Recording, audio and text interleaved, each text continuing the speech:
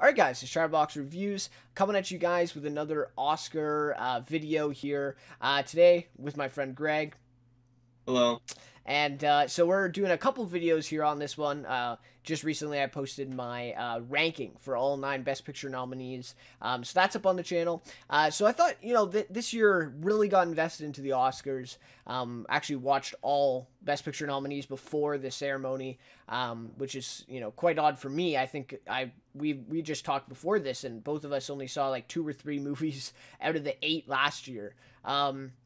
And so this year I've really taken kind of a liking and was able to check out all 9. So I thought, why not do some videos on this? So this video in particular is going to be talking about our predictions. So we're going to go through the nominees, not for every category, but for, the ones that we have kind of a basis on, a little bit of an understanding on. And we'll kind of pick our winners. We'll try to, we'll try to keep track, and then we'll see, of course, on Sunday, how many we got right, in that sense. And then also we're going to talk about snubs a little bit too, here at the beginning. So anyways, without any further ado, I guess let's get into it, Greg. So first of all, what were your thoughts on the nominees for this year's Oscars? Yeah, I think it was pretty well expected, most of the categories. There was probably a few categories that had some people that had either some snubs or some, maybe some movies that would have been thought to have been nominated for that category. Maybe not snubs, but movies that people were considering. But yeah, I think it was pretty predictable for the most part. A movie like Us that came out earlier in the year, was obviously not a benefactor of being released later, and that ended up hurting them really, having been released in I think March. Mm-hmm. That was a movie that got a lot of hype even kind of before 2020, or sorry, 2019, looking into 2019, looking at potential top movies. And now, of course, when it came out, Lupita Nyong'o, Jordan Peele for direction, obviously for Best Picture, maybe Winston Duke. Obviously, none of that came to fruition, but Yeah. that was one movie that probably was a little bit surprising. And then, of course, Lighthouse. Some people were very high on Lighthouse, Uncut Gems. Yep. So there was a few movies. The King got a little bit of hype before it came out. Obviously, didn't deliver at the Oscars, but I think for the most part it was fairly predictable. Not a ton of huge shocks. Yeah, no, I agree, and I think the Us one is very interesting because we were discussing too, off the heels of Get Out. I think a lot of people kind of expected that one to be in this kind of arena, and then you see Lupita Nyong'o getting the nod at some other award shows, and so that was interesting. Again, it's that horror genre, right? And that's something that is kind of holding it back. Yeah, Although Get Out was in there, right? So it's like, it's yeah, kind of hard to judge in that aspect. yeah. I think Get Out was able to really hit well at the Oscars, because of its kind of social implications and its social commentary. Whereas Us is much less about that. It's more of a straight horror with some kind of interesting uh, ideas thematically, but not a ton of social commentary that Get Out had, right? Yeah, yeah, yeah. But Yep. still a fine film. But I think the Oscars definitely I think want something maybe a little bit deeper that Us maybe just wasn't. Yeah, and Us didn't have possibly. yeah, yep, yep. I agree. So I think you pretty much named all the ones that I would have named in terms of like snubs or surprises. I mean, I saw Richard Jewell. I didn't think it was a best picture per se, but I think it could have got a couple more nominations. I think the reality of it is kind of twofold. I think one is the politics of it hurt it a little bit, with Clint Eastwood there, and kind of the whole message about going against the media, and that stuff. And then also, is that just like not many people saw the movie? I mean, it didn't do that well at the box office. And I think that was partly due to the marketing as well. Kind of a late campaign there for that. So, yeah, a couple nominations there I could have seen for that one. You brought up Lighthouse, right? You said that one? Yeah, With Willem Dafoe, Robert Pattinson. They get nominated for cinematography, but that's it. Also, what I do want to mention, too, is Ad Astra. Mm, which yeah. I saw. And Brad Pitt is like pretty good in that. I mean, it's the best performance I've seen him in. Maybe that and Moneyball are close, but Sure. um, like he was really great in that. And I think they only got like one sound nomination here, and I think they could have got a lot more than that. So, Yeah. um, in terms of that stuff, and then I mean acting, you can just go right down the line. I mean, I have a couple, but I think we'll save that for when we get to those categories too. So that's fair. But anyways, I love your guys' thoughts here right before we get into the predictions. Some of your predictions for these categories. Of course, the big one, which it's kind of funny because like the biggest award is the one that's kind of the most up in the air right now, and that's Best Picture. A lot of the acting categories are more or less kind of sealed, but Best Picture still remains, somewhat of a mystery. So, love to hear your guys' thoughts on that, and what you guys think for that one as well.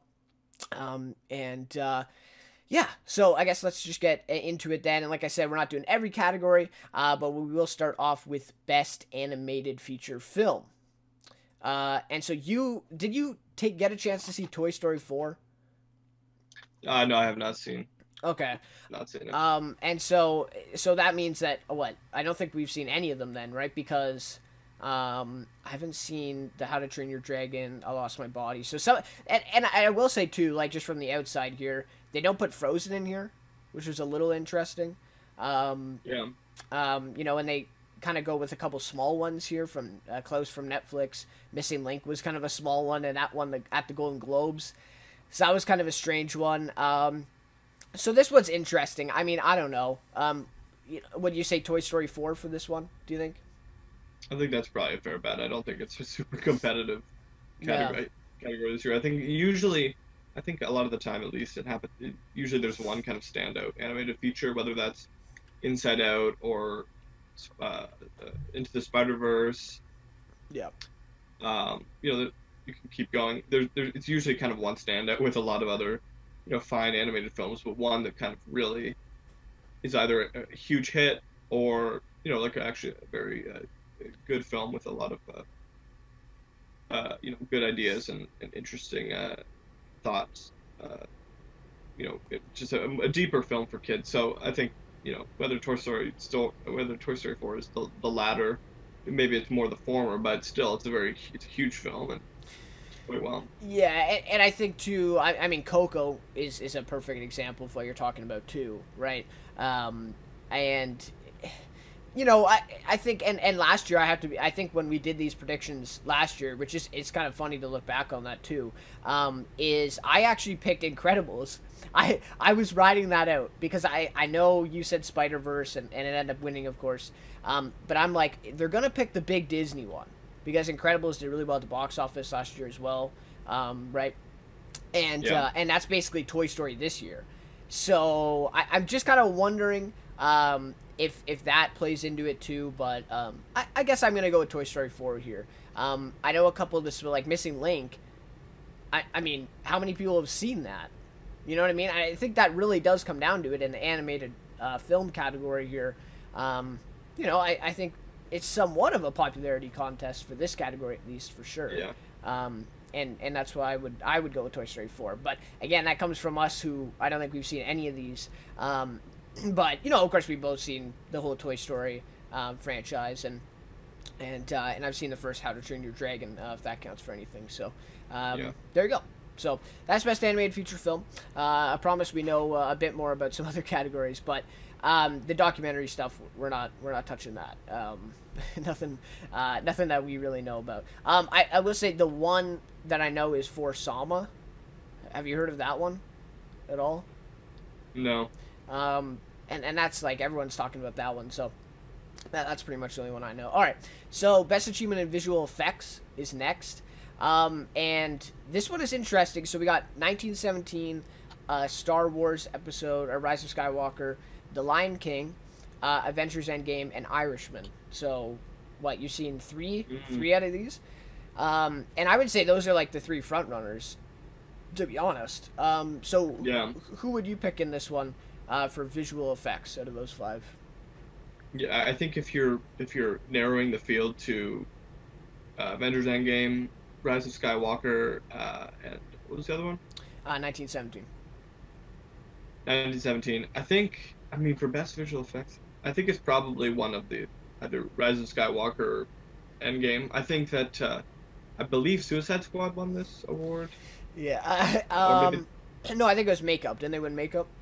could have been makeup. Something Yeah. like that. Yeah. I think probably the tough thing about this category is that you have two films that are heavily CGI and Yeah. one film that is not, right. 1917 is not Well, heavy CGI. and the Irishman too, right? And the Irishman, I'm assuming is for the The, de-aging. yeah. Yeah. So I don't know. I mean, I think if I had to guess, if I had to pick between what CGI was better, was it Endgame or Rise of Skywalker? I think it's, I don't know. I think you'd probably give it to Endgame, Yeah. but I don't know. I think it's kind of a toss-up. I think Endgame's the better film, so maybe you just kind of give it the edge there. Yeah. To me, 'Cause I don't there's. know. I don't think there's a ton of Yeah. discrepancy between the CGI and Endgame and Skywalker. And to me, there's a couple interesting ones about this, right? So, like, if we think about the Lion King, like, the the whole thing is CGI, right? Yeah. Like literally the whole thing is just visual effects, Yeah. right? So it's like, and that's the reason why it's not an animated feature either, right? Because like it's literally all just visual effects. So it's like, technically, if you're really gonna award like the biggest visual effects movie, it would go to Lion King, I would think, right? Like Right. if we're really doing that, but clearly we're not, because I don't think Lion King's gonna win this. So, that's and to me it's like I could see Endgame winning because I think that's the only nomination they got out of all of this, and Okay. it's like it just seems like you have to give it something. I don't know, Yeah. right? Um, and we'll talk about that when it comes to Best Picture later, a little bit for sure. And so I think it's possible there. And honestly, The Irishman, it's like it's impressive, but it's not perfect. To me, it is definitely noticeable throughout the film, and it's a little distracting at times. And you can see that even in trailers. So I don't know about that. 1917. What's interesting about that one is the whole one take thing, right? That's like mostly visual effects, right? That's the way that they fuse all those shots together and they do all that stuff. And also like there's a couple like the plane coming in on them, right? You know that scene. Yeah. And that's some great visual effects, I think, in that as well. So I don't know. Like this one's tough for me. But final prediction, I'm gonna go then game. I'm gonna go then game on Yeah. this I one. think that's fair. I think Yeah. it usually comes down to not necessarily the best, but the most. Exactly. Which one has the most, not which is the best. So it's probably Endgame, I would say. Is Yep. good guess. That, Good that, guess. that's where I'm going with that one. All right. So we'll just talk about both sound categories here at once. These are the next ones. So mixing and editing. And so mixing, my understanding, is like the actual editing of all the sounds together. Sound editing is like editing individual like clips of audio, essentially. Okay. And I kind of learned that like a few months ago. But anyways, so for sound editing, we have 1917, Ford v Ferrari, Joker, Once Upon a Time in Hollywood, and Star Wars, right? And that makes sense. Like for Star Wars, right? You get it because they have a lot of those space, sci-fi sounds and stuff that they need to edit, right? So that one kind of makes sense. And then instead of Star Wars for mixing, we get Ad Astra in there. Which I think they deserve editing too. That movie just sounds really, really great. But anyways, so last year Bohemian Rhapsody won both of these. I'm not sure who we predicted, but to me, I think this is Ford v Ferrari, just because of like the race car scenes and the loudness Yeah. of everything. It just stands out the most. But I think also 1917 is right there too. Yeah. For So, sure. wait, like, what would you say about? And you've seen Joker, Once Upon a Time in Hollywood too. What are your thoughts on those ones there? Yeah, I think it's probably between. I mean, I haven't seen Ford v Ferrari, but I can only imagine with all the car uh, scenes and whatnot with that sound. But 1917 for sure. I think there's a few sequences. One near the end of the film where he's running through a trench. Yes. Um, Yeah. And even, even when the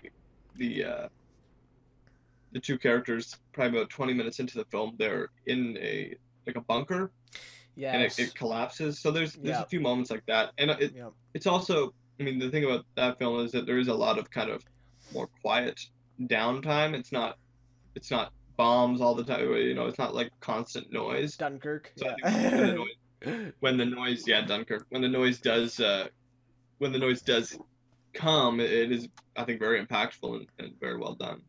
Um, Yep. but yeah, you said Once Upon a Time in Hollywood is also. Yep. Yep. Yeah, I don't know about that. I mean, I think, again, I'm not totally sure what this sound mixing is. I'm not totally sure Yeah. because, like, To there's a ton of yeah. there's Yeah. a Sorry. ton of songs interplaying and or interspersed in Once Upon a Time in Hollywood, but there's not really a ton of other major sound. I mean, there's one scene with Brad Pitt where, Yep. he's feeding his dog food, and there's a lot of Yep. Yeah. Yeah. Yeah. very, very, like, rich sound. But other than that, I don't think there's a ton of that. Yeah. And I agree with you there too. And see, that's for me. Like it. So going by my definitions earlier, like mixing is editing all of them together. Editing Right. is like the single clips. And to me, I think What's Time in Hollywood would be better for mixing than editing. You know what I mean? Because like, and those like putting those songs in there, is that Yeah. really like I'm pretty sure that's like I don't know if that's really Oscar worthy sound editing. You know what I mean? Like just putting songs Yeah. in. I could be totally wrong, but like you know what I mean. Yeah. So to me, I don't know. This is tough for me because it's like Ad Astra is great too, but I don't think that's gonna win. Um, to me, I think the safe bet is just 1917 Yeah. for both awards. And maybe Ford v Ferrari wins one of them. But yeah. So is that what you're gonna go with too? 1917. Yeah, I think that's probably a good guess. War movie, it's, Yeah. the sound is very important and very distinct, so I think it's probably a good guess. Yeah, and you look at too, and we'll probably talk about this in maybe the other video when we talk more in depth about 1917, or maybe even when we get to Best Picture. This is like a technically amazing film. So, like you look at some of these categories, like they gotta win quite a few of these. Like, Yeah. you know what I mean? So, I think sound is definitely gonna fall into there too. With that. So, anyways, so that is sound editing and mixing. For the best of our abilities. Okay, so original song. Honestly, I've only heard one of these, and which is the Rocket Man one with Elton John. Right. And I don't think there's a chance that he doesn't win. Yeah. Like it's won at every single other awards. It's Elton John. Like he hasn't won anything since The Lion King, I think, for music at the Oscars. And Taron Egerton's here. This is the only award that Rocket Man got. Um, Wow. and that's I forgot to talk about them as a snub too, but Taron Egerton, Best Picture, like I think those are two possibilities that didn't happen, so I think they win that one. Any thoughts on that? Yeah, I think I don't even know the other nominees, but I think that's probably fair bet Yeah, without knowing anybody else. well, we got the Frozen 2 song in there. Some people are talking about that. Mm, And then we have a Toy Story 4 song in there. So, you know, I don't know. I just don't think they can really compete with the Rocket Man thing. But no, and I think, that they want Elton John there to get the award. well, yeah, exactly, and Maybe they'll have him perform it or something like they did last year with Shallow. that is interesting actually because I haven't heard anything about that yet. Yeah. And I'm wondering if they're gonna do because they're going no host again this year. Yeah. So they got to fill the time somehow. I wonder if they are doing that, which is interesting because like last year they had like I think there's like 3 songs that were like really big, and Shallow of course the biggest one, and this year it's like outside of Elton John, Frozen, Toy Story 4, we get Run from Harriet, and Breakthrough, Right. and it's like how many people saw those movies? Not many, right? Yeah. So. But I don't know. That's what it is. So all right, let's just move on to original score now. And this one, like I actually think this is like a really good category. So we have 1917 for Thomas Newman, Joker, with Hildur, whatever her last name is, Little Women, Marriage Story, and Star Wars. And by the way, like you're gonna be surprised. John Williams for this nomination for Star Wars, it's his 52nd Oscar Yeah. nomination. Did you hear Yeah. that? Oh, you heard about that before?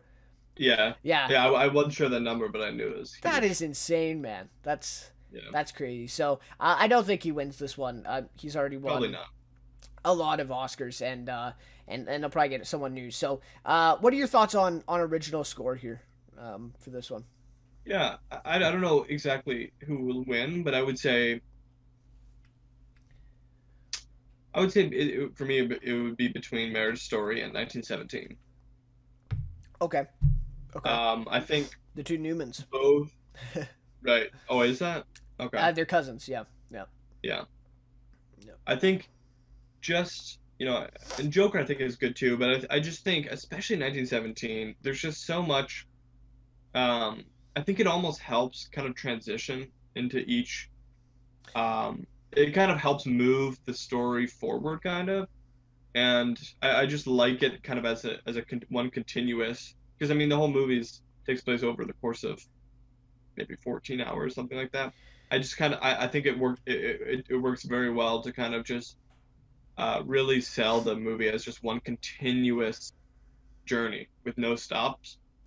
That's a And then for really Marriage Story, that's a really good point. I didn't really think about that. Yeah, that's a really good and point. I just think the music is great. I think it really does evoke uh, a lot of emotions from the viewer, or provoke a lot of emotions from the viewers. Yeah. And I just think I really like it. But then for Marriage Story, I think Marriage Stories is it's different. I think it's very it's very secondary. I don't feel like it dominates any scene, but I find it to be very soothing and very. I think it works very well within the context of the Marriage Story, and I just find it to be this very, Marriage Story itself is, it could be a play, right? It's Oh yeah. structured very similar to a play. It's done. Scenes are very similar to scenes that could be done on stage, and Yep. I find that the music seems very much like very complementary to that. I think you could it feels like kind of background music to a play. And So and I think it's very good. I agree with you there because it sounds like it could be played live, like right in front of the stage. You know what I mean? Um, yeah. Yeah. I completely agree with you there. For that one as well. Yep. Yep. And Joker too. You want to touch on that one? Sure, yeah. I didn't find it to be as integral as the other two to their movies. I mean, Okay. I think it's fine, but I just found that I don't know. I just felt like Phoenix just kind of dominated the screen, and I mean, it's not to say that Driver or Johansson or whomever didn't, but I just didn't find it to be as important to the film as were the scores in Marriage Story in 1917.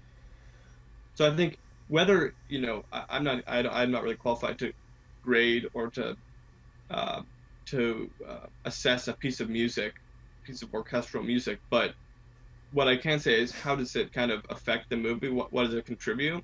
Yes. And Yep. I just don't feel as though maybe it was the way it was used, maybe it's just style of the movie. I mean, if you look at back on a movie like Taxi Driver, I have no idea what the Taxi Driver score was, and there's been a lot of comparisons drawn between the two films. Yep. Um, and there are some scenes that definitely have a very kind of potent score in Taxi Driver, but it's the same kind of deal. I just don't find that it's as important as it is in these other two films. I Yeah. mean, even Star Wars, I think Star Wars. Oh my, like the theme is so. John Williams' score is so Iconic. iconic. Yep. Yep. So it's just so recognizable, and it's just like you see the First Order. You expect to hear the Imperial March. You expect to hear Yep. um, score when we're seeing the in a galaxy far far away at the beginning. Yep. So, but yeah, for specifically for Marriage Story 1917, I just felt like that it really really elevated the movie. Yeah. You said you made two really good points about 1917 Marriage Story. I have to say I do kind of disagree about Joker. To me, and by the way though too, like with score, With Joker especially, because I heard a lot of talk about the score, and I find that if you watch a movie and you're like specifically paying attention to something, you're gonna hear it. You know what I mean? And so I feel Yeah. like the Joker, I was like really paying attention because I heard it was like the front runner and everything. And I think that score. Now, granted, as well, I don't like Marriage Story doesn't have a lot of adapted songs in there, and neither does 1917. 1917 is zero, I don't think. Yeah. Right, but Joker actually has a few that are adapted songs along with original score. And I think the one song, by the way, is like when he's walking down the stairs, and Yeah. it's like da na na na na, like that's like Yeah. what was that? I don't know. Like, but other than that one, I thought all the rest of the songs were really good. The That's Life one by Frank Sinatra, they slid that in there. And I just really thought it helped the film. You know, and it really kind of like created that tone that they were going for. But I have to agree though. I think that 1917 A Marriage Story may actually do more for the film, for what you're saying. Marriage Story, I love that score. One of the things that sticks out to me is when it's Adam Driver and the son, and they're walking across the street. I think, right? I think they're going out for Halloween. It's like that little montage there, and then the music's like playing as they cross the street, and it's like, you know, little dings and like it sounds kind of unique. Yeah. I really like that score. And then one that you didn't talk about because you haven't seen it, but Little Women, like that's a really strong score as well. That really helps and set the tone for that movie. So I haven't seen Star Wars, but obviously I've heard the majority of those themes before. Just a stacked original score category. If I had to pick one, I think I'm gonna go with 1917, Marriage Story, and then Joker. And then Little Women, and then Star Wars. That would be my picks for that one. And I'm gonna pick 1917. No, I've heard like everywhere that Joker is probably gonna win this though. So Okay. I don't know. And we got to mention it too. The composer for Jokers is a woman composer, and I don't think a woman composer has won this award for like at least over 14 years or something like that. Okay. So that Wow. that might play a part in it too. You know, we got to remember that as well. But yeah, so we'll see. We'll see on that one. But okay, so let's move on. Makeup and hairstyling. I've heard that it's like bombshell, like all the way. Right. Yeah. So I don't know if we really need to talk about that. A little bit of a surprise to me was 1917 for makeup and hairstyling. Like you can't even see most of their hair throughout that movie because they're all wearing helmets. Yeah, I guess it's just kind of the blood and stuff on their faces. I suppose, yeah, I suppose. Yeah. Yeah, I don't know. Yep. So, and then you get Judy in there too, and Joker. But again, like the thing with Joker is, it's like it's pretty much just the main character with the makeup and the hair. So, you know, does that really make it like that big of a deal? I'm not sure. But I have to take Bombshell. Like it's just been overwhelming. That's gonna win with the hair and all that, right? And something that doesn't get mentioned either with Bombshell is John Lithgow. Lithgow.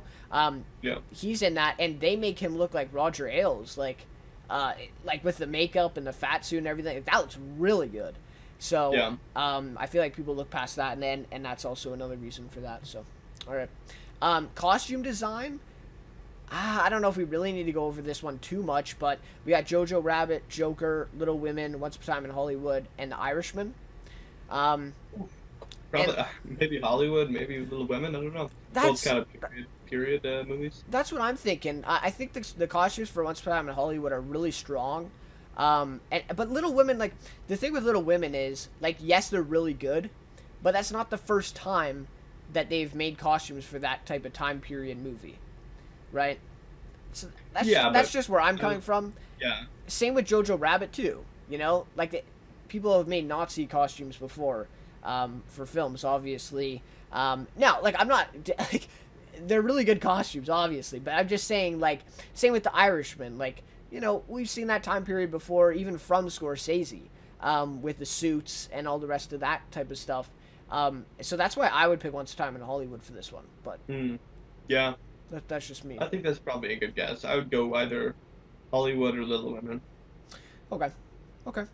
So yeah, so we'll stick with that. And yeah, I mean Joker, I guess too. Joker's not bad.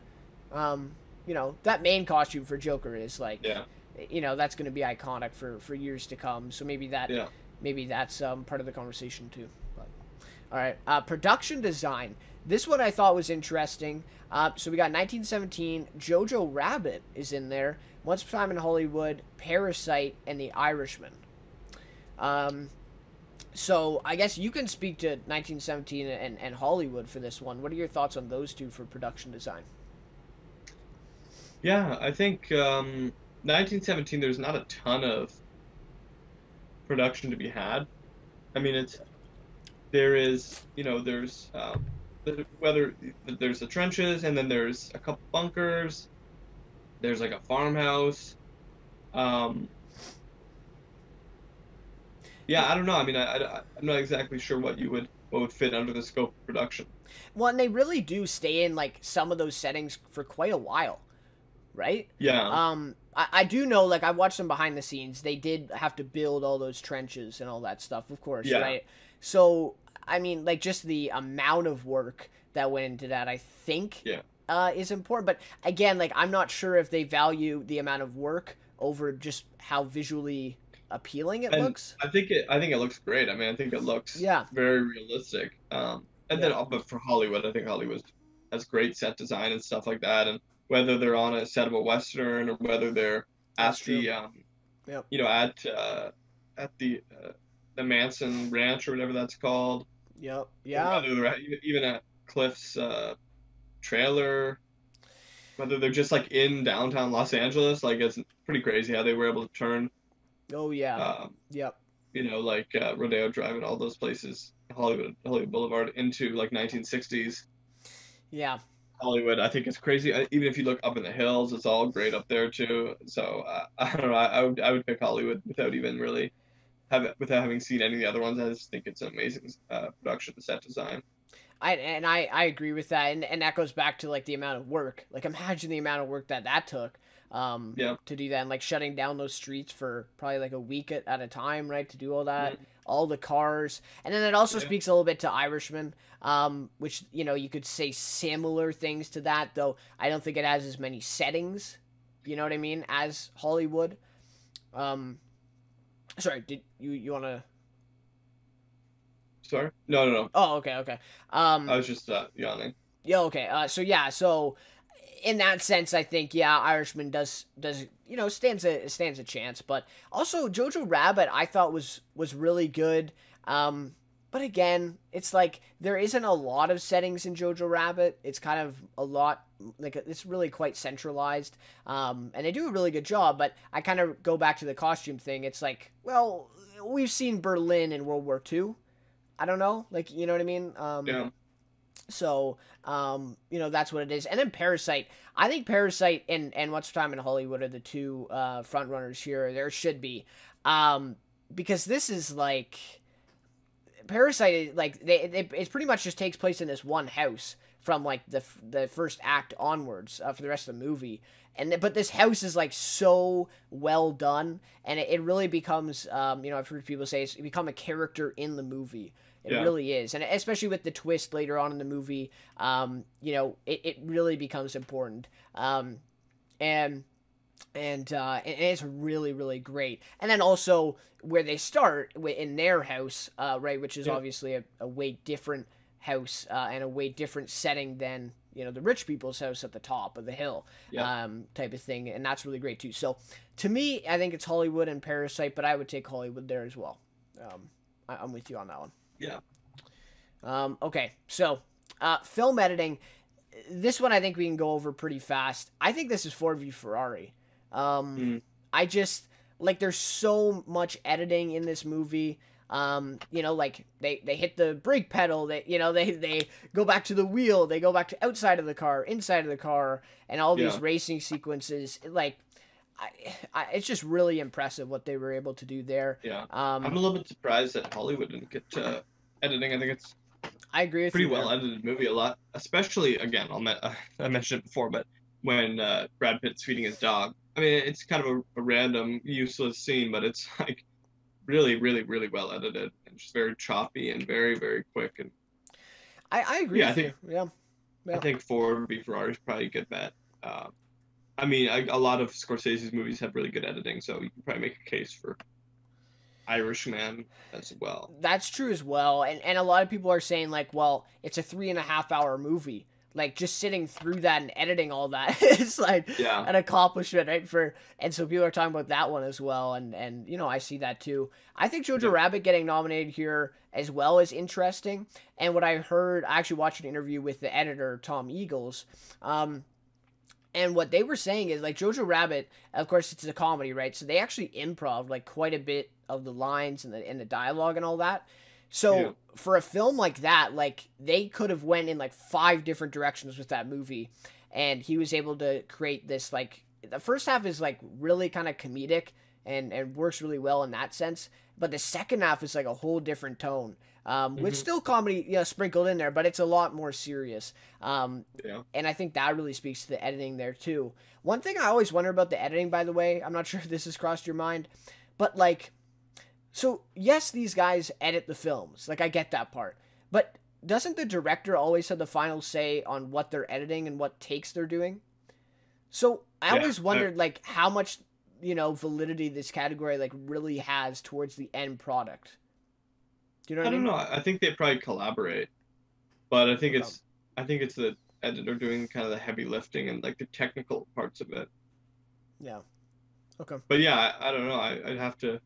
I don't know a ton about it, so Just like you know what I mean, because like, and then you see like director's cuts and stuff like that, and that's a lot longer.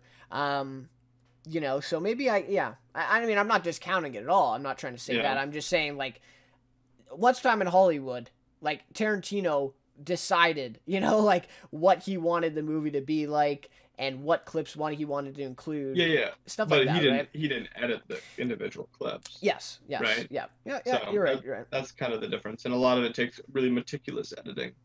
Yes, that is true. That is true. So anyway, I'm going 4v4 on that one. What would your Okay. pick be on that? Same. Yeah, I don't know. Sure, same. I haven't seen it, but I trust your judgment. Okay. All Yeah. right, so now we have best achievement in cinematography. So we're getting to the kind of the exciting ones here. So the nominees for this one are 1917, Joker. We got Once Time in Hollywood, Irishman, and The Lighthouse, which is a bit of an interesting one there. What were your thoughts beyond on the cinematography there? Yeah, I mean, obviously Roger Deakins, legendary Yeah, cinematographer. Um, it's tough. I think 1917. yeah, I think it's just a beautiful looking film. I can't speak to two of the five, but uh, I think Joker again. Joker, I think it's fine. I don't think it's outstanding. Like I don't think it's necessarily a film that you are just watching and you're mesmerized by the cinematography. Same with Once well, Upon a Time in Hollywood. I think there's some nice work there, but to me, I think it's probably 1917. Not just because of Deakins, but I just think it's probably the best shot film out of that group. I agree, and neither of us have seen The Lighthouse, so we can't comment on that one. Yeah, And I know a lot of people have been talking about that because they're in such like they're literally like in the lighthouse for the majority of the movie, so it's like right. it's pretty impressive that they're able to still get those interesting shots and stuff like that. So for sure, but yeah, I think 1917 wins partly for just the legacy of Roger Deakins. Yeah, And who knows how many films he's going to do yet. After this one. So I think he wins. But just I would agree with you with Hollywood. But I will say too is like a couple of those like ones where they're driving and the car sure. scenes. I think those are Yeah, really really well shot. yeah, Um, on the highway. Yeah, yeah, I really like those, but I would agree. Yeah, because some of the sequences too, where they're like in the TV show, it's like like they're just kind of like yeah. panning the camera, trying to imitate that. So it's like, I would even say the whole sequence at the ranch I thought was pretty well done as well. yes, yes, Very very suspenseful, and that's a although it good one actually too. didn't actually really lead to anything, it Yeah, it seemed like it was going to, yeah, based yeah, on yeah. the cinematography. Well, yeah, exactly, and that comments to that too. I think, Joker. I, I agree with you. I think I really really like the beginning of the film. I think that opening, where they Yeah, with him in the chair in front of the mirror. I think that's like sure. Yeah, that's really good. But there's a couple other moments in there that I think of. But I think you're right. Ultimately, it's not the most showy. Irishman 2, they do some interesting tracking shots. In that one, especially towards the beginning and the end.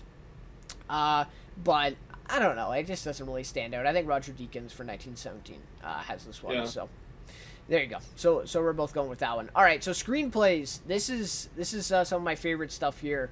So we got best adapted screenplay. So we have Jojo Rabbit for this one with Taika Waititi, Joker with Todd Phillips, Little Women, Greta Gerwig, Irishman, Steven Zaillian, and The Two Popes, which is Anthony McCartan for that one. So this is an interesting one to me. For me, this comes down to Jojo Rabbit and Little Women. And I know you haven't seen either of those, but with Joker and Irishman, though, maybe, yeah, I guess this one is kind of hard for you, isn't it?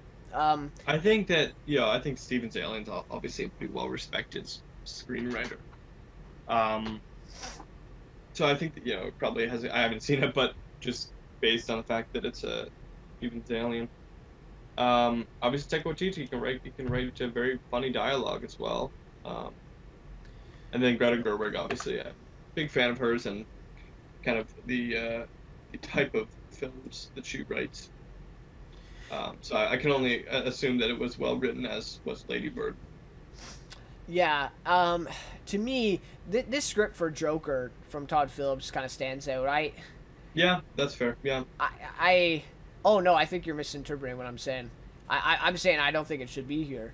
Oh, I thought. I mean, I don't know. I don't know if it's. I thought it was fine. I mean, I think yes. Is it elevated by the performance? Sure, but that's where I I still was think going. it's. Yeah. I think it's. And I mean, look, there's a pretty sound case to make that it's kind of heavily inspired by Taxi Driver, King of Comedy. These kind of 1970s New York loner movies. But I don't know. I mean, I see where you're coming from. I'm just not sure. I still think it's interesting dialogue, and I think it's an interesting. I think it's a lot of interesting choices made. Yeah. Especially towards the end of the film. Sorry, go on. I will say, I will give it credit because it's obviously an ambitious decision, to write a Joker movie like this, and I think it deserves credit for that. But just some of the writing in this movie, and by the way, we're gonna talk about Joker and we're gonna talk about the ending probably in the next little segment here, but especially with the ending too, which kind of goes into the script here, which I'm not going to spoil in this one. But to me, just some of the writing was just a little off for me. But again, I think it's like a really great written, I don't want to say comic book movie because it's really not a comic book movie, but yeah, I'm not sure if it's like really like phenomenal writing that really stands out for the Oscars. Is I guess what I'm trying to say. right. But I don't know. It is what it is. But I don't think it has a chance of winning anyway. So I guess really not much to talk about there. But Jojo Rabbit and Little Women, it's down to those two. I think. I personally want Taika Waititi to win because I think this script, again, you want to talk about ambition, making a comedy about Hitler and Nazis. Does it get any more ambitious than that? Or more ballsy, I guess, if you want to say. But Greta Gerwig's script is also really strong. Like, I have to say, that wasn't my favorite movie, but, like, the dialogue that she writes for these characters is really great. Like, Noah Baumbach and her, easily the best writing couple working today. I have to say it. So, so that's a really great script too. And of course, she's this is the only award that she's nominated for because she didn't get director. So I could see them, giving her the win for this one, especially for what Little Women means. And of course, her work on Lady Bird last, 2 years ago, right? Yeah. So I could see them giving her that award. But I think Jojo Rabbit is great. And like I said before, though, I've heard that they've improved quite a bit of a lot of those scenes. And does that discount the script? Like, to you, does that discount a screenplay? I don't know, to a degree, I think. Yeah, it's tough, It and depends how much I think, but yeah, um, yep, I think as long as, I mean, it depends exactly what they're riffing, right? I mean, if it's just kind of a yeah. joke here and there, just that strays from the script, I don't think that's a huge deal.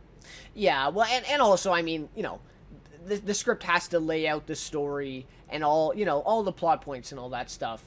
And so I think it's, obviously it's still a good thing. I've just heard some people talk about that, so, I just want to bring that one up. But anyways, so Yeah, yeah, to me, I'm gonna pick Jojo Rabbit for this one, but I could definitely see Little Women getting in there.